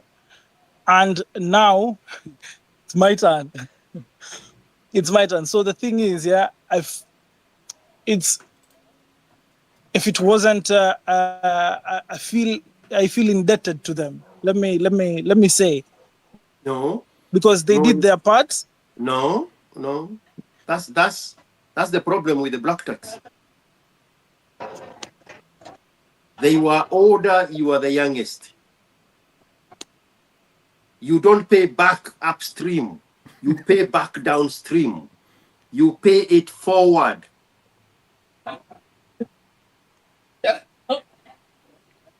You are indebted not to them, but to humanity. So that when you are able, you can also help somebody else. Not pay them. It was not a debt. It was not a loan. They were doing their part in the sphere of humanity. You pay it forward. The person who is able to help is the one who helps the one who is less fortunate.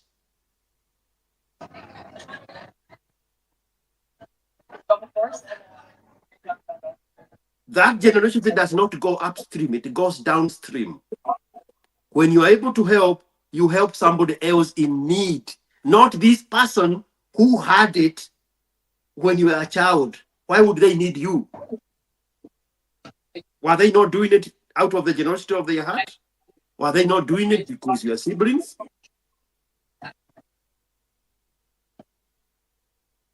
You help the next person.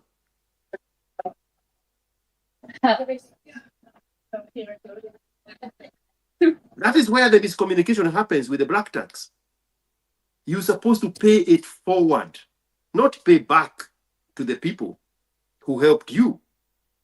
Why would they need help? They were able to help. Why would they even accept help?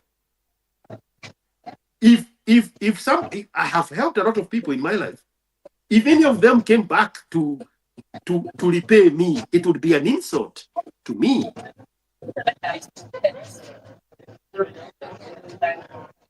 It would really be an insult to me. Like, what is going on here? You don't think I helped you because you needed help? It's like those arguments in Kikuyu land where young men quarrel with their mothers, and then they tell the mother, "Tell me how many gallons of milk I breastfed from you, I pay you back. I think there's a politician who said that sometimes back in the 80s or 90s. It's not a thing.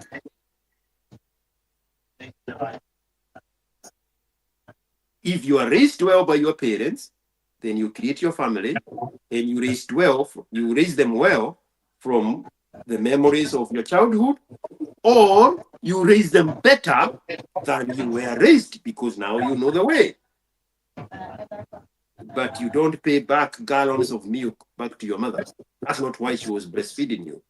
So that when you're able to pay gallons of milk, you can pay back to her. So why would the siblings be wanting money back? You pay it forward, and you cannot give what you don't have. You cannot pour from an empty vessel. You fill yourself up first so that you can pour out of abundance. If you keep pouring and pouring and pouring, you're going to get empty. Now that is the black tax. That's why black people don't succeed. Because there's so much demand from an empty vessel. Fill your cup first. Then pour to the next one that needs it. Not the one that gave you. It would be an insult for you to repay somebody who helped you. Pay it forward. People build memorials. I was watching Wodemaya in his country, and he has dedicated a studio in a building and named it after the guy who helped him when he needed somebody to help him succeed. He has renamed that studio the name of that guy. That's called honor, not paying back. That's why the black tax fails us a lot, because we feel indented in the people who helped us instead of indented to humanity down the stream. People who went to Starehe Boys High School, the older generation,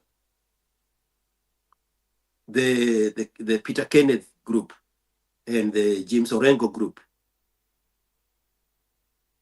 they help other boys in need because they are paying forward. Not the people who helped them. They help the next person who needs it. So there's no argument there about your siblings. I don't care whether they had to sell their senye to help you when you were a child. You needed for them to sell their senye to help you. Yeah. Then you go do the same and help the next person when you are ready and able to do it. Don't pour from an empty. It does not work like that.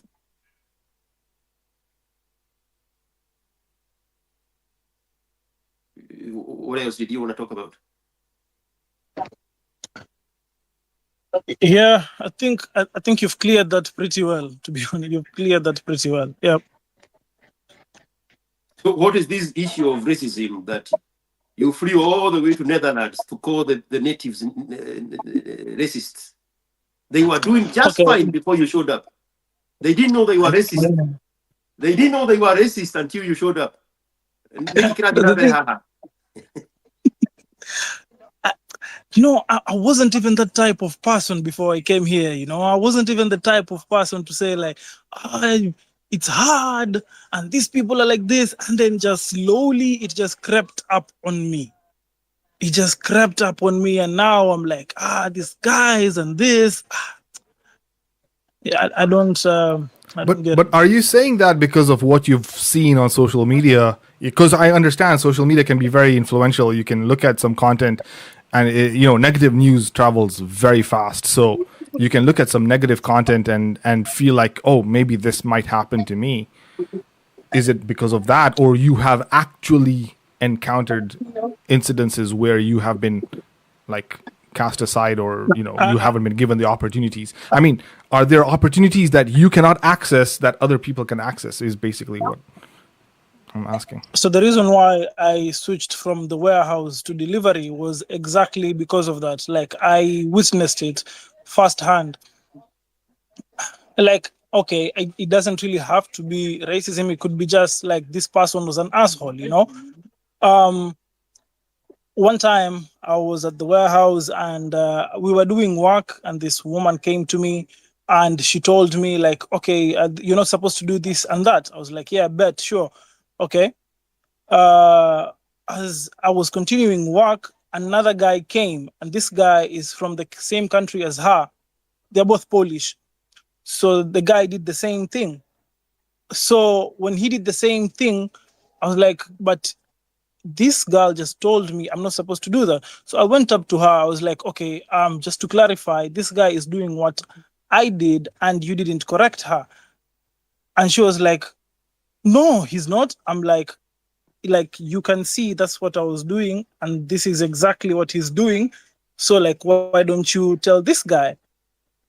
And then immediately she switched up to like, what's wrong with you? Huh? What's wrong with you? I'm like, whoa, relax. Like, you can just tell him to not to do that, right? And she just went higher and higher. What's wrong with you? What do you want from me? And then she immediately again started pushing me. I'm like, okay, hold up. This is crazy. You can't just go all the way up. And then she did it again. I was like, wait a minute.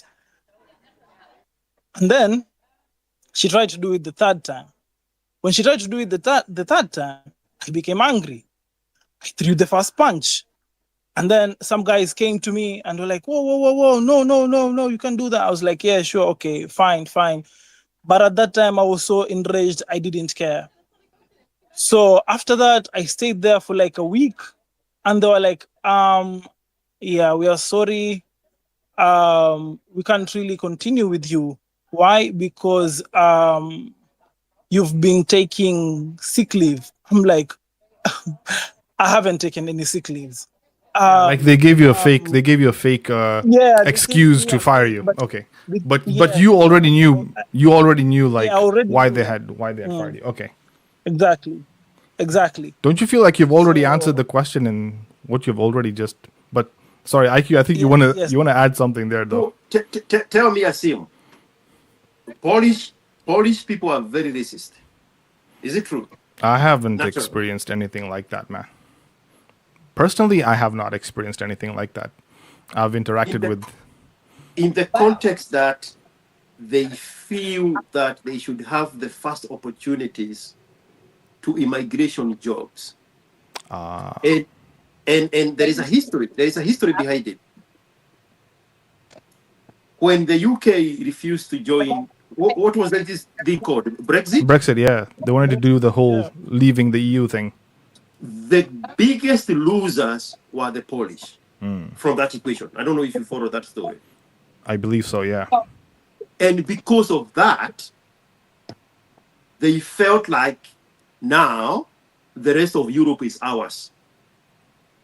If we cannot work in the UK, now we are going to own the rest of the European Union.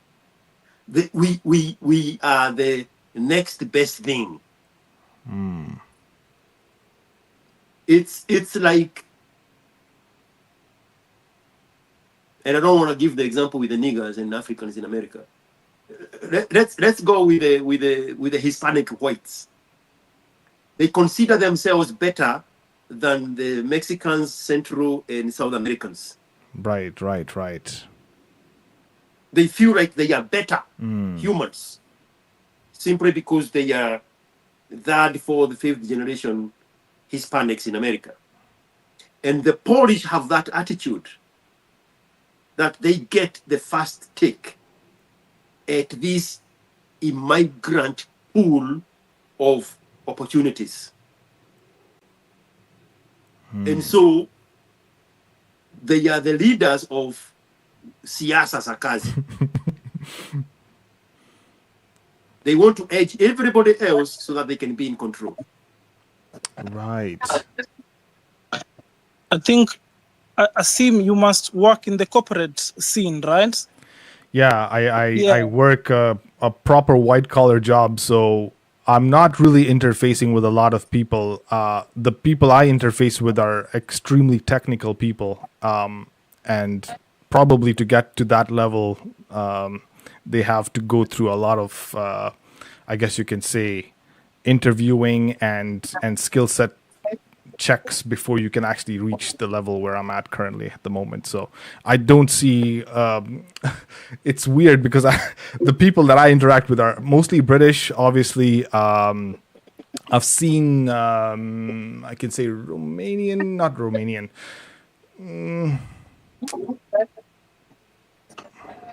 Croatians and the guys that are fighting Russia, those ones have to be Ukrainians. checked. Ukrainians, Ukrainians, yes. Ukrainians. Dutch. Dutch, I haven't interacted with a lot of Dutch. Italians. Yeah. But that aspect of racism among coming from the Polish, it's a real thing in Europe. They are like the Filipinos of the Middle East. I think that's a better example. Right. Okay, that makes more sense now. Yes. The Filipinos and the Indians, they want to own the migrant workplaces in the Middle yes. Yeah. But if we examine that scenario, and this is me just being judgmental, you are not angry at the people, you are not angry at the supervisors, you are not angry at the other person, you are not angry at this guy not being viewed the same way you are looked at. You are angry at yourself because of the limitations that you have put yourself in. Because you look at yourself and say, I should not be here. Why am I interacting with these losers? That is where the anger is coming from. You are projecting your anger and your limitations and your iniquities on these supervisors, and anything they say triggers you because you know you don't belong there. You are better than that. In fact, even that fight, I felt like I knew that's how she was going to react. I can say like I was looking for it because I knew that's how, like I could feel they didn't want me to be there. Yet we had been working together for like 6 months. So for me, questioning her, I knew she wouldn't like me to question her. And I did it. Yeah, but I also feel like the other mistake. You're right on that. But I feel like the other mistake you did was you allowed your emotions to really take control over, because you reacted based on what they said and you physically reacted. And I think that I think maybe you should have drawn the line there and said, yeah. He just needed a trigger, and they knew how to gaslight him. He was just waiting for the perfect opportunity. It's like the black people when they destroy things. They are not looking for a reason to destroy. They are looking for an opportunity to destroy. They give you an excuse, madamano, whatever, rioting, but it's not a reason. It's an opportunity. You were already on the edge, and you needed somebody to trigger you, to act out your frustration, which is a very bad place for a man to be in. Which is now why you actually need the freedom and the success and the power so that you are in control. But you have to go through fire, bro. Nobody is born with those. And even those ones that are born with them, they are taken through the rigors of life so that they can appreciate the value of those things. Absolutely, man. Maisha ya mwanaume ni ngumu kidogo. Kidogo is an understatement, man. Adulting for a man is not a small feat. Yeah. Man, tell me about it, man. So I have maybe 15 more minutes. Yeah. You were talking. I got somebody on the way, and I can't track the jet because it's restricted. So I have to get somebody there in time before they land. I have one question for you. What is your struggle? What are you embodying as a symbol of struggle?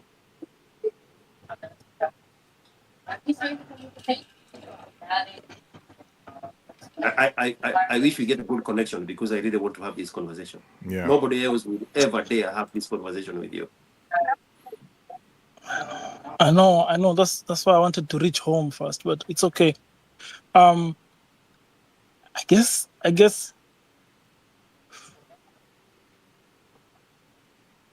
is struggling to get out of poverty. Is that an answer? When we started, you mentioned identity crisis. Mm.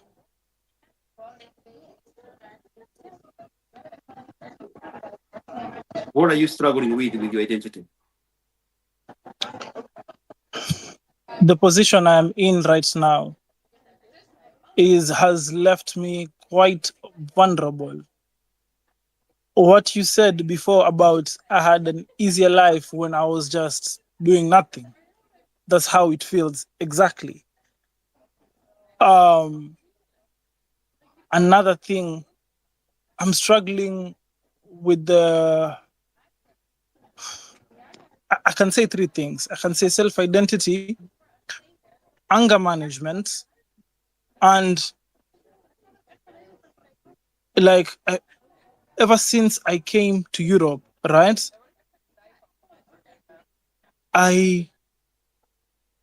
Everything seems to face me head on. Like I have never had to face myself this much. Like there's no running away, there's no God, there's nothing. It's just you and your solution. And it's really hit me in the face. The self-identity. For that part only, if it's any consolation, when you succeed, those are the things you are going to look back to and be glad that you went through them when you succeed. But continue. You are headed there with your self-identity, which is exactly what I want us to talk about. But the self-identity is, what am I really looking for? And am I willing? Like, can I trust myself? Can I trust myself enough to believe myself? Can I trust myself enough to not have an anchor?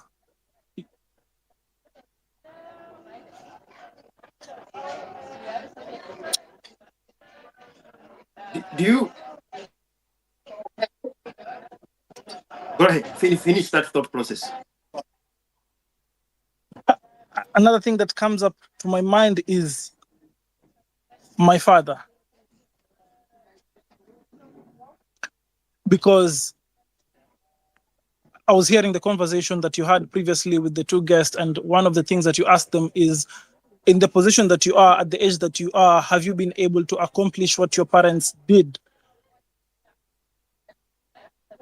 And for me, my mom definitely, by the time she was my age, she already had an apartment that tenants were paying rent for. And that's in the 80s. That's quite achievable.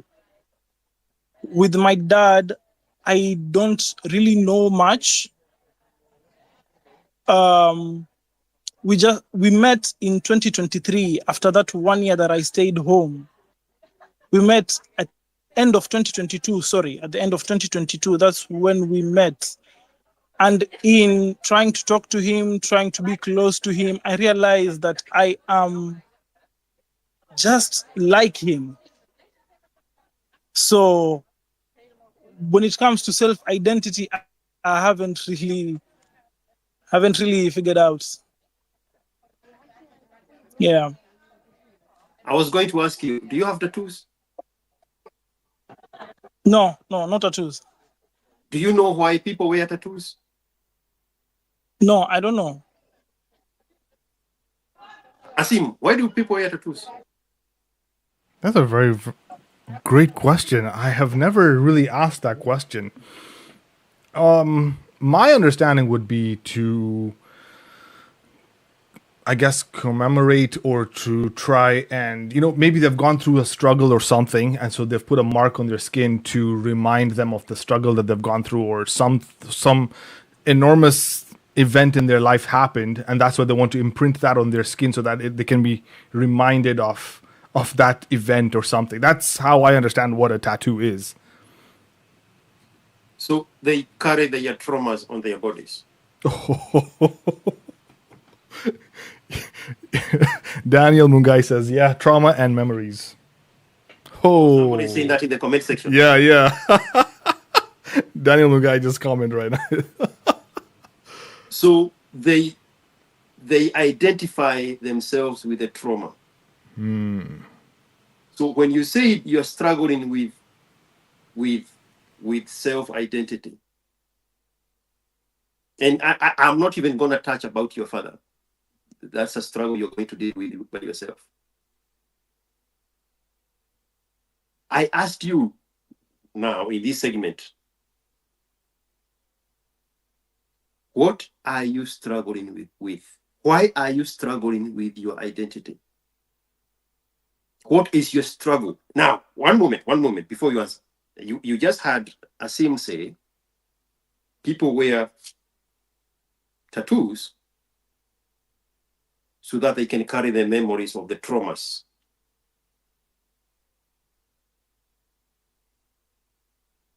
Why do you wear that hair? What is the struggle that you want to amplify with the hair?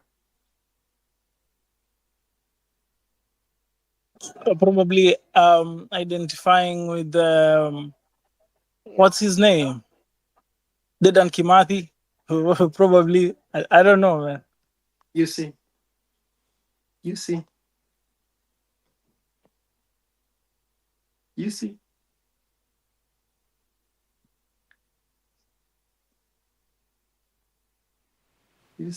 What?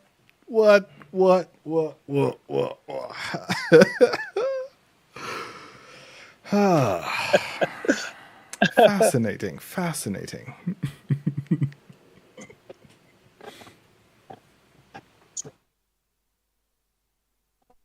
So your struggle is for colonialism.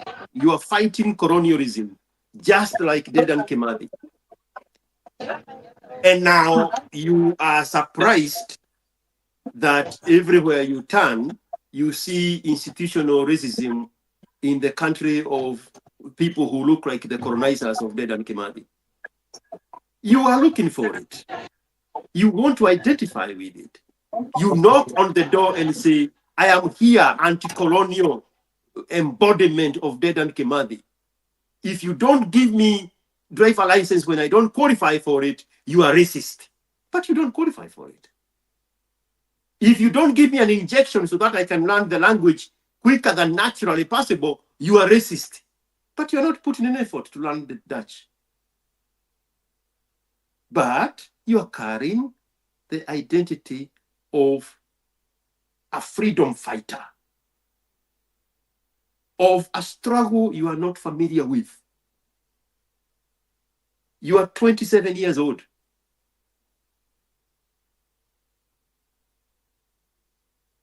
Your mother did not see the white man ruling Kenya. How old is your mother? Let's start there. 60? 60. She was born 1965. Yeah. Your mother did not see white people fighting Dedan Kimathi. Your mother was born in post-colonial Kenya. She is one of the beneficiaries of the foundation of the institutions that were laid out by the colonialists in Kenya. She stepped in when the system was still working in autopilot before the Kikuyus damaged it. She never saw the struggle of colonialism. She was born in the perfect place where the country needed people to educate them in skill sets, to put them in these government jobs, and to educate them in all these skills so that eventually they take over the ruling of their country. And the white man had laid out all the fundamentals to make this possible. Your mother stepped in there and benefited from all those. But you by walking on Kimathi Street, you saw a guy and said, "What is this? Who is this guy's name? Oh, this is the guy who fought the white man." Which white man? The one that was ruling the country before my mother was born. Oh, I want to embody that guy. And then you wear his hair and you take it to a country that embodies this colonial power that tormented your outer ego. And you're like, "You motherfuckers, you are not teaching me the language properly. You motherfuckers are not putting me in the front of the line. I struggled. Give me citizenship. Give me driver license. I don't have to work for it. I'm a victim here. Put him in the front of the line." And now everybody is against you. Because where you don't carry the marks of the traumas on your arm, on your arms with the tattoos, you wear it on your head. You're telling everybody, identify me as a freedom fighter against colonialism. And now I have invaded your country to demand my rights. I don't know what those rights are, but in your head, that's what you're doing.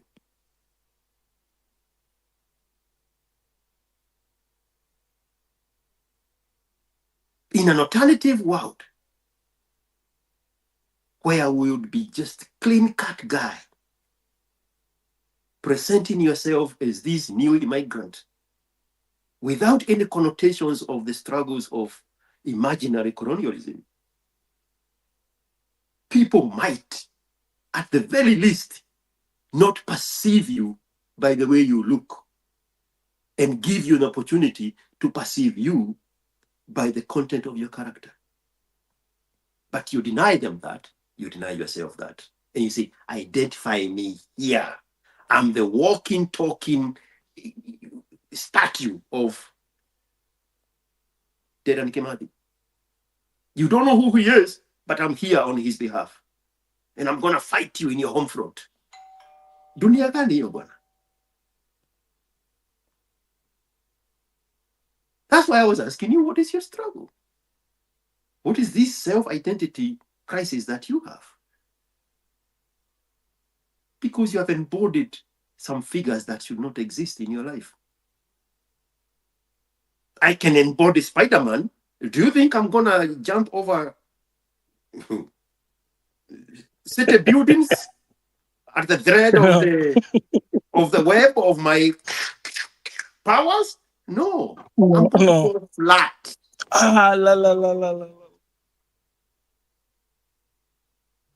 I think he got the message. He got the message, and he also got a message. I think a phone call came through, and I really have to go.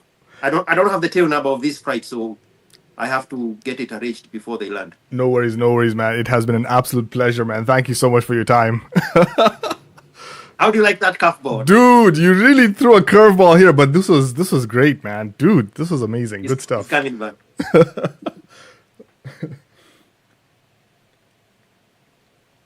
Let me see if there's an update.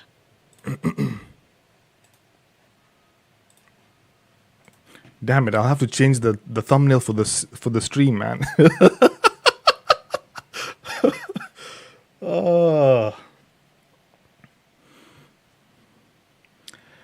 In the meantime, let me shout out to all the people that are here on the live chats.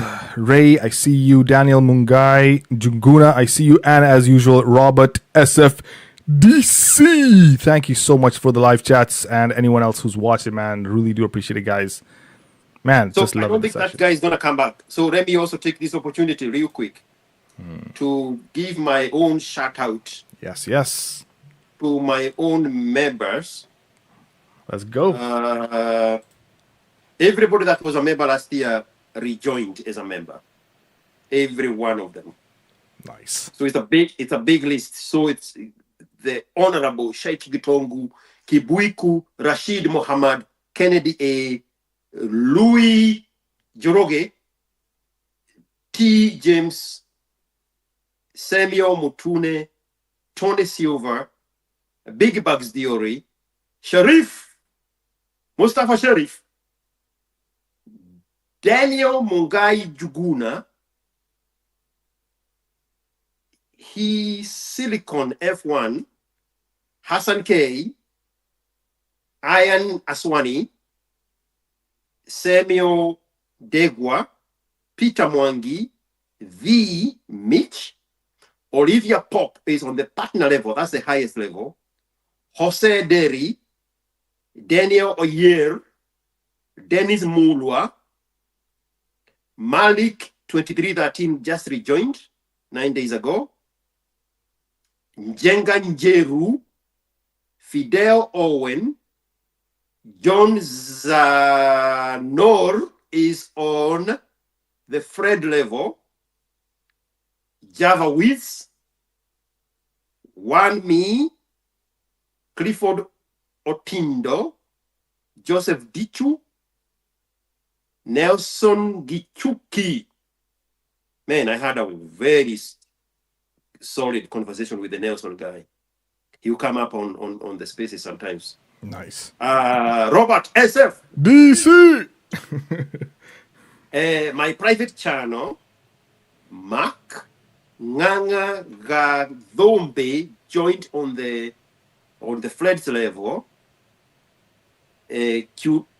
Curentino, J Money, the Nexus Seal, Edwin Muriungi joined on the French level, and Abyssinia Dental Center, which is Wasike Jabless, just rejoined today. Thank you so much, everybody. We appreciate you. Let's grow together. Let's exchange ideas. Let's exchange this information. Let's do this thing. Mr. Asim, your last words. I just want to thank you, man. This has absolutely been a pleasure. I love the curveball. I have to change the thumbnail now for the stream that I had done because all the stories that I wanted to share with you, we'll do it another day. But this was nice. If you get a chance in the middle of the week, just text me and we can squeeze in something. All right, I'll definitely keep you posted, bro. Yeah. All right, man. Take it easy. I appreciate you, man. Do your proper exit. My proper exit. I don't normally have like an exit. I have an intro, but I don't have an exit. Exit, I just say. Your intro is always, "Hi, how have you been?" I never do Hayes, man. Hayes isn't me. Oh man. All right, bro. It has been an amazing time, man. I really appreciate it, man. I'll definitely catch up with you next weekend. All right, and this guy Rajab, when you get another chance, let's finish that identity crisis thingy that's going on here. Absolutely, man. And I said I want to have this conversation because nobody else is going to have that conversation because people shy away from the issue of dreadlocks and stuff. So I was like, I am the evil one. Let me do it. Someone has to be evil. Somebody has to, exactly. It has to be me to be me. All right. Nice one, man. All right. Thank you so much, my friend. Always a pleasure to have you. Likewise, man. Take it easy. Thank you. All right.